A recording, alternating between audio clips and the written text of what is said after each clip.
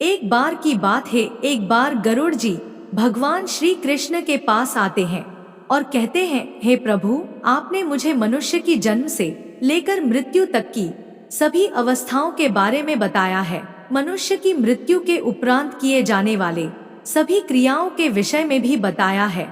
किंतु हे प्रभु, मेरे मन में एक शंका उत्पन्न हो रही है जिसका निवारण केवल आप ही कर सकते हैं। भगवान श्री कृष्ण कहते हैं, हे गरुड़, तुम्हारे मन में जो भी शंका हो निसंकोच होकर पूछ लो। तुम्हारी हर शंका का समाधान करना मेरा कर्तव्य है। पक्षीराज गरुड़ कहते हैं, हे प्रभु, अब मेरे मन में यह जानने की जिज्ञासा हो रही है कि मनुष्य को कौन से कार्य निर्वस्त्र होकर नहीं करने चाहिए। निर्वस्त्र होकर इन कार्यों को करने से मनुष्य को कौन सा पाप लगता है तथा इनके पीछे क्या कारण है। तब भगवान श्री कृष्ण कहते हैं, हे पक्षीराज गरुड़, आज तुमने उत्तम प्रश्न किया है। तुम्हारे इस प्रश्न के उत्तर में समस्त मानव जाति का कल्याण छिपा हुआ है। तुमने यह सत्य ही कहा है कि मनुष्य को कभी निर्वस्त्र होकर भोजन, स्नान तथा शयन नहीं करना चाहिए। निर्वस्त्र होकर यह 3 काम करने से इसका मनुष्य के जीवन पर अशुभ प्रभाव पड़ता है। तुम्हारे इन प्रश्नों के उत्तर देने से पूर्व मैं तुम्हें एक ब्राह्मण का प्राचीन इतिहास सुनाता हूँ। इस प्राचीन कथा के माध्यम से तुम्हें तुम्हारे सभी प्रश्नों के उत्तर प्राप्त हो जाएंगे। इसीलिए तुम इस कथा को ध्यान से अवश्य यह सुनो। इस कथा को सुनने मात्र से ही मनुष्य के पापों का नाश होता है।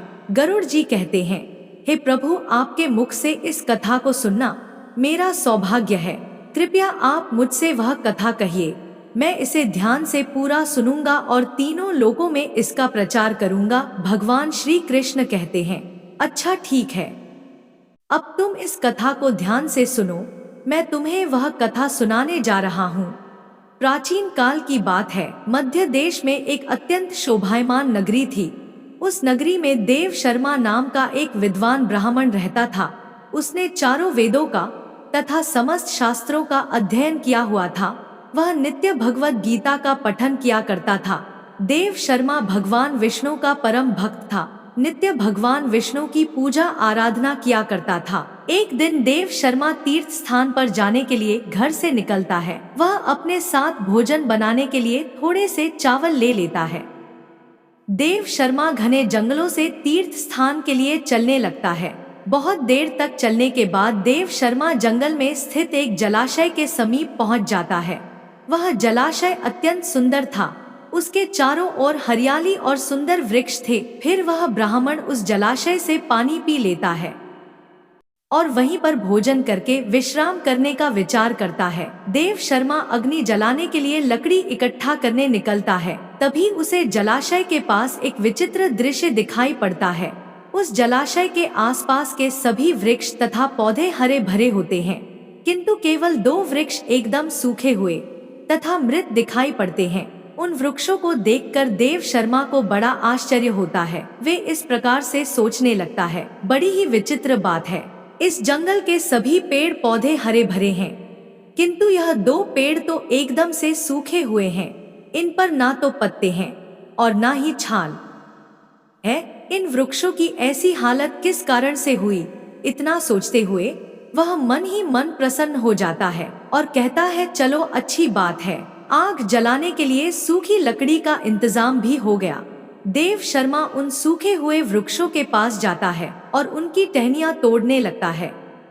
तो अचानक उन वृक्षों से एक आवाज आती है, रुक जाओ ब्राह्मण, रुक जाओ, यह क्या अनिष्ट कार्य कर रहे हो? उस आवाज को सुनकर देव शर्मा चौंक जाता है और इधर उधर देखने लगता है और कहता है, कौन आवाज दे रहा है? यहाँ पर तो मुझे कोई नहीं दिखाई पड़ रहा है। तुम जो कोई भी हो, सामने आकर बात करो। फिर से एक बार आवाज आती है, हे ब्राह्मण देवता, हम तुम्हारे सामने ही हैं, आप ही हमें देख नहीं पा रहे हैं।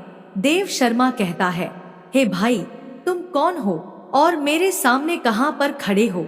मुझे तो कुछ भी दिखाई नहीं पड़ रहा है। फिर से वह आवाज आती है, हे ब्राह्मण देवता, आप जिस वृक्ष की टहनी तोड़ रहे हैं, मैं वही वृक्ष बात कर रहा हूँ, किंतु आप मुझे पहचान नहीं पा रहे हो। देव शर्मा ब्राह्मण घबरा जाता है और इधर उधर देखने लगता है तो उसकी दृष्टि उन 2 पेड़ों पर पड़ती है। वह देखता है कि वे पेड़ मनुष्य की वाणी में बात कर रहे हैं। इस विचित्र घटना को देखकर देव शर्मा को बड़ा आश्चर्य हो जाता है। वह कहने लगता है, बड़ी ही विचित्र बात है, यह मृत पेड़ तो मनुष्यों की वाणी में बात कर रहे हैं। यह प्रभु की कैसी विचित्र लीला है। देव शर्मा उन मृत वृक्षों से कहने लगता है, हे वृक्षों, तुम कौन हो और तुम मनुष्य की वाणी में कैसे बात कर रहे हो, और तुम्हें वृक्षों का शरीर कैसे मिला? तुम्हारे समीप इतना बड़ा जलाशय होने के बावजूद भी तुम सूखे हुए हो और बाकी सभी पेड़ पौधे हरे भरे हैं। आखिर ऐसा कैसे संभव है? देव शर्मा की बात सुनकर वह पेड़ बोलने लगता है, हे ब्राह्मण देवता, हमारी ऐसी दशा हमारे कर्मों के कारण ही हुई है। हमने पिछले जन्म में जो पाप किए थे उसी का फल भुगत रहे हैं। देव शर्मा कहता है, हे वृक्ष, कृपा करके आप मुझे आपके पिछले जन्म का वृतांत सुनाइए। तब वह वृक्ष बोलने लगता है, हे ब्राह्मण देवता, अब हम आपको हमारे पिछले जन्म का वृतांत सुनाते हैं। पूर्व काल में मैं धनेश्वर नाम का वैश्य था और यह मेरी पत्नी दुर्मति थी। हम दोनों ही कांचीपुरते थे। मेरा स्वभाव अत्यंत दुष्ट और क्रूर था। मैं लोगों को ब्याज देकर धन कमाया करता था। मेरी पत्नी भी अत्यंत क्रूर और दुष्ट स्वभाव की थी। उसने कभी अपने द्वार पर आए अतिथियों का सम्मान नहीं किया। हमने कभी दान धर्म भी नहीं किया। सदैव ही दीन और गरीब लोगों को सताया करते थे। उस समय हमारी कोई संतान नहीं थी। हम दोनों ही संतान सुख प्राप्ति के लिए भोग विलास किया करते थे।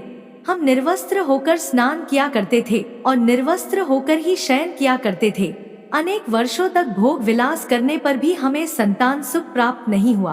मैंने कभी अपने पूर्वजों के लिए श्राद्ध नहीं किया, कभी तर्पण नहीं किया, उनके लिए कभी दान धर्म भी नहीं किया, जिस कारण से मेरे सभी पूर्वज रुष्ट हो गए।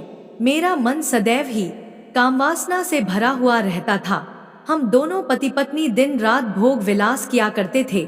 निर्वस्त्र होकर ही स्नान, भोजन तथा शयन किया करते थे, जिससे समस्त देवी देवता और पितृ भी हमसे रुष्ट हो गए। इस प्रकार से अनेक वर्ष बीत जाने के पश्चात हम पुत्र प्राप्ति की कामना से तीर्थ यात्रा पर निकले। रास्ते में जाते समय एक नदी किनारे हमने निर्वस्त्र होकर संबंध बनाया। दुर्भाग्य से उसी नदी में डूबकर हम दोनों की मृत्यु हो गई। मृत्यु के पश्चात हमें ले जाने के लिए यमराज के 2 दूत प्रकट हुए। वे दूत हमें पकड़कर यमपुरी ले गए। यमपुरी का दृश्य अत्यंत भयंकर था। यमराज विशालकाय सिंहासन पर बैठे हुए थे और उनके पास चित्रगुप्त बैठे हुए थे, जो यमपुरी में आए हुए प्राणियों का लेखा जोखा निकाल रहे थे। जब मेरी बारी आई तो यम के दूतों ने मुझे यमराज के सामने खड़ा कर दिया। फिर चित्रगुप्त यमराज से कहने लगे, हे धर्मराज, इस वैश्य ने तो अपने जीवन में कभी कोई पुण्य का काम नहीं किया है। इसने अपने पूर्वजों का सदैव ही अनादर किया है। इसने सदैव ही निर्वस्त्र होकर स्नान, भोजन तथा शयन किया है। इसीलिए यह केवल नरक जाने के ही योग्य है। इस प्रकार से चित्रगुप्त ने मेरे कर्मों का लेखा जोखा यमराज को बताया। यमराज मुझे देखकर कहने लगे, अरे दुष्ट, तूने तो कभी कोई पुण्य के काम नहीं किए हैं। तूने सदैव ही निर्वस्त्र होकर स्नान करके वरुण देवता का अपमान किया है। निर्वस्त्र शयन करके तूने अपने पूर्वजों को अपमानित किया है तथा निर्वस्त्र भोजन करके तूने अन्न का भी अपमान किया है। इसीलिए तुझे नरक में ही डाल दिया जाएगा। इस प्रकार से यमराज ने अपने दूतों को आज्ञा देकर मुझे नरक में डाल दिया। मेरे पश्चात मेरी पत्नी को यमराज के सामने लाकर खड़ा किया गया। उसे देखकर चित्रगुप्त ने कहा, हे धर्मराज, इस पापी स्त्री ने भी अपने पति की तरह कोई पुण्य का काम नहीं किया है। इसने भी निर्वस्त्र होकर ही स्नान, भोजन तथा शयन किया है। इसने समस्त देवी देवताओं और पितरों का अपमान किया है, अतः यह भी नरक जाने के ही योग्य है। इस प्रकार से यमराज ने हमारे पाप कर्मों को देखते हुए हम दोनों को ही नरक में डाल दिया। नरक में सजा भुगतने के पश्चात हमें वृक्ष का शरीर प्राप्त हुआ। जैसे जैसे हम बड़े हुए हमारे सारे पत्ते भी गिर गए और हमारी छाल भी नष्ट हो गई। निर्वस्त्र कार्य करने के कारण इस जन्म में वृक्ष के रूप में हमारा वृक्ष रूपी शरीर भी नग्न हो गया और हम कष्ट भुगत रहे हैं। हे विप्र, व कृपा करके हमें इस कष्ट से मुक्ति दिलाने के लिए कोई उपाय कीजिए। इस प्रकार से उन दोनों की बात सुनकर देव शर्मा को उन पर बड़ी दया आ गई। देव शर्मा उसी स्थान पर बैठकर भगवान विष्णु की प्रार्थना करने लगा और वृक्ष बने उस वैश्य और उसकी पत्नी की मुक्ति की कामना करने लगा। देव शर्मा कहने लगा, हे प्रभु, मैं अपने भगवत गीता के पाठ का पुण्य इन वैश्य पति पत्नी को प्रदान करता हूँ। कृपा करके आप इन दोनों को मुक्ति प्रदान कीजिए। इतना कहते ही वे दोनों वृक्ष धड़ाम से टूटकर जमीन पर गिर पड़े और उसके अंदर से अत्यंत सुंदर वस्त्र परिधान किया हुआ वैश्य और उसकी पत्नी प्रकट हुए। फिर उस स्थान पर भगवान विष्णु के 2 पार्षद प्रकट हुए और उन दोनों को दिव्य विमान में बिठाकर दिव्य लोक को चले गए।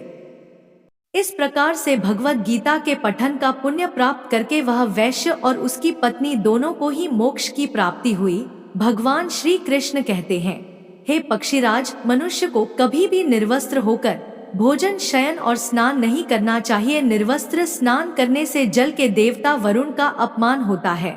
निर्वस्त्र भोजन करने से अन्न की देवी माँ अन्नपूर्णा का अपमान होता है और निर्वस्त्र शयन करने से समस्त पितृगण रुष्ट हो जाते हैं।